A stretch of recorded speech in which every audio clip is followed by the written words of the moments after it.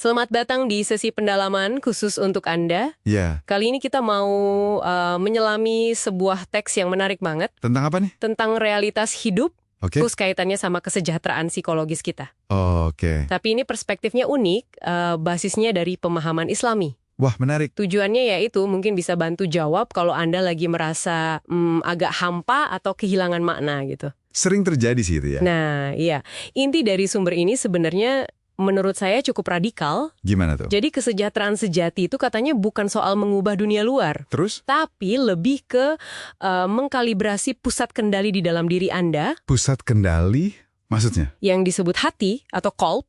Nah, kalibrasinya lewat 4 lensa khusus, terus belajar untuk berharap. Berharap, bukan. Bukan menuntut hasil tertentu dari hidup. Jadi lebih ke harapan, bukan ekspektasi. Mari kita coba bedah ya.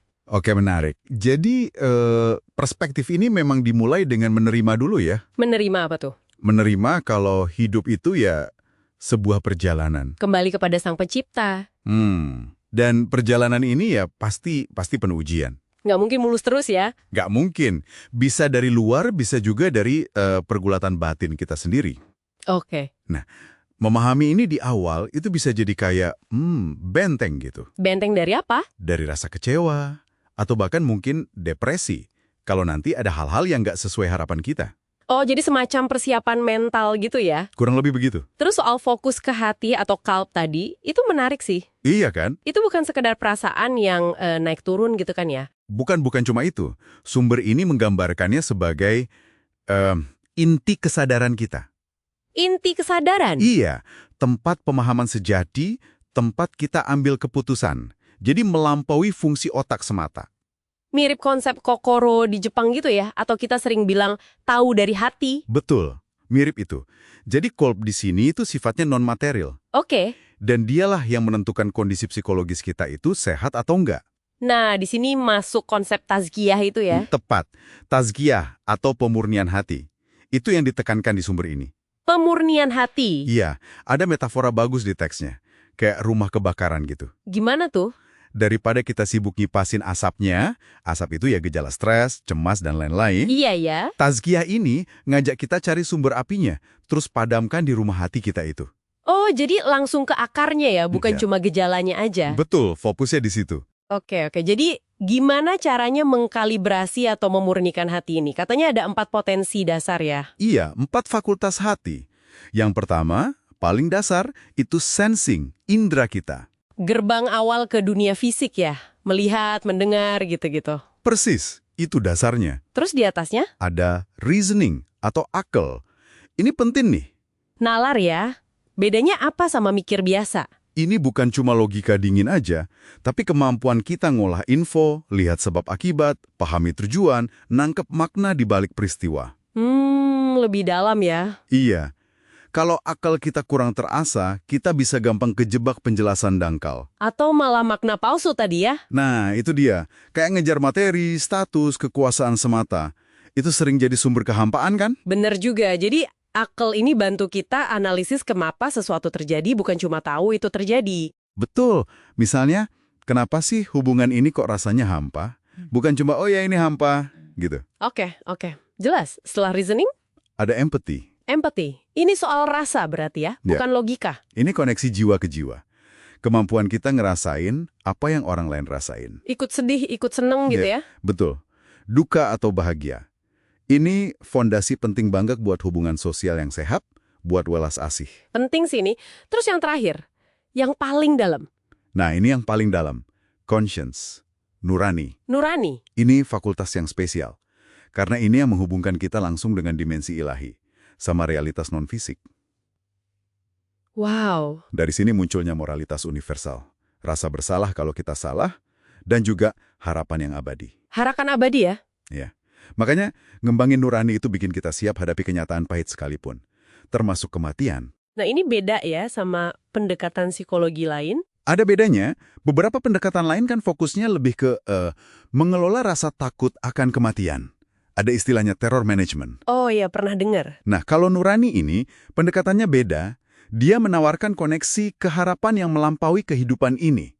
Jadi bukan cuma mengelola takut, Oke, jadi lebih ke arah transendensi ya. bisa dibilang gitu. Nah, ini nyambung nih kayaknya. Memahami 4 fakultas ini, terutama nurani tadi, Iya, itu berkaitan banget sama cara kita hadapi tantangan besar lain yang disebut di sumber ini.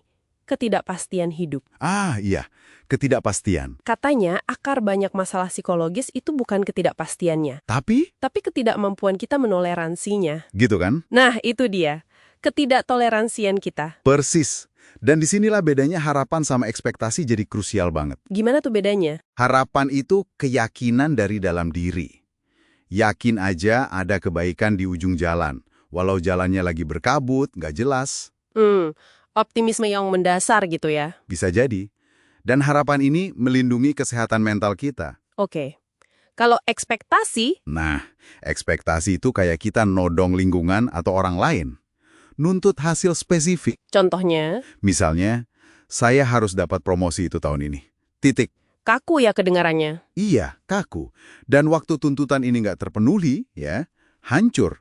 Kecewa berat. Ini faktor risiko besar. Jadi kuncinya bukan ngilangin ketidakpastian, tapi ngembangin harapan. Tepat. Pupuk harapan bukan ekspektasi yang kaku. Ini yang bantu kita pindah. Pindah dari mana ke mana? Dari comfort zone yang mungkin rapuh ke optimum opportunity zone.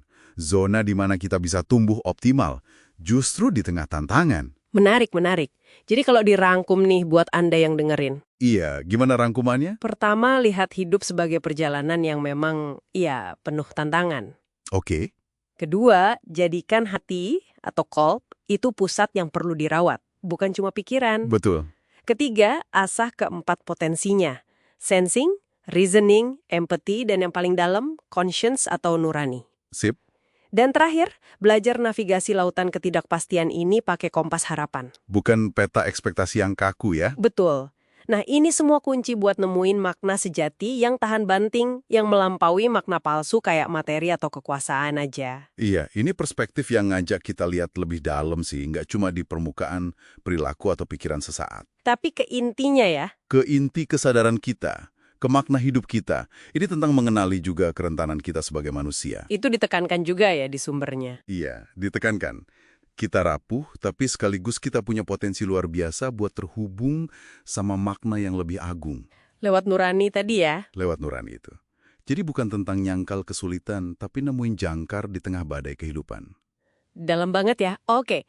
Nah, sebagai penutup, kami mungkin mau tinggalkan satu pemikiran ya buat Anda renungkan. Boleh, apa tuh? Dari 4 potensi hati tadi, indra, nalar, empati, dan nurani, kira-kira mana nih yang paling Anda rasakan perlu diasah atau dikembangin saat ini dalam hidup Anda?